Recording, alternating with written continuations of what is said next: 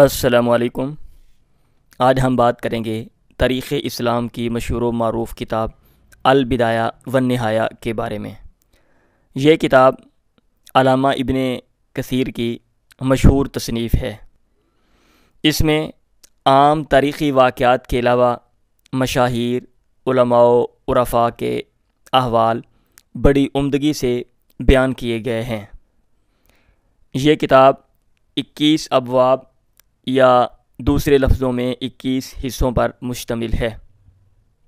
یہ کتاب مصر سے 9 جلدوں میں شائع ہو چکی ہے۔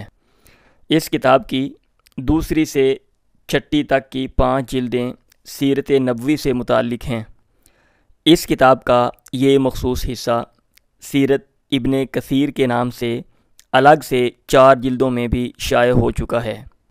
اگر علامہ ابن کثیر کی بات کی جائے تو یہ عالم اسلام کے معروف محدث، مفسر، فقیہ اور مورخ گزرے ہیں۔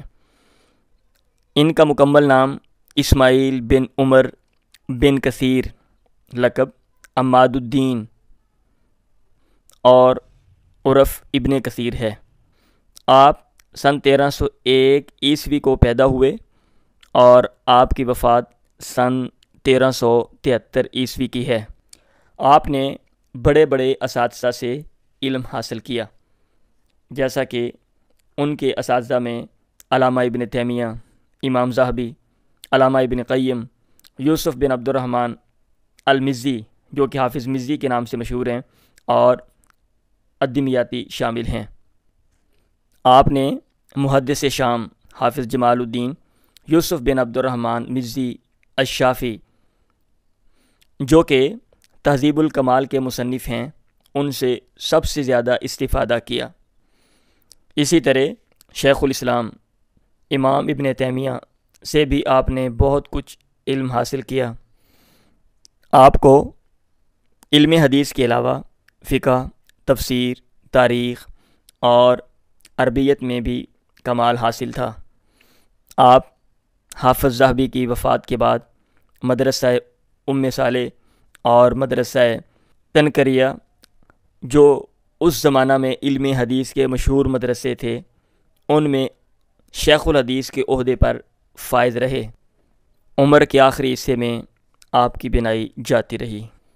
آپ نے اپنی زندگی میں بہت سی کتب تصنیف کیں، جن میں سے چند ایک یہ ہیں: تفسیر القرآن العظیم، البدایہ والنہایہ، طبقات الشافعیہ، مناقب الشافعی، اختصار علوم الحدیث اور الاجتہاد فی طلب الجہاد۔ یہ بات یاد رکھیں کہ رسول اللہ صلی اللہ علیہ وسلم سن 632 عیسوی کو فوت ہوئے اور ان کی پیدائش سن 1300 کے بعد کی ہے۔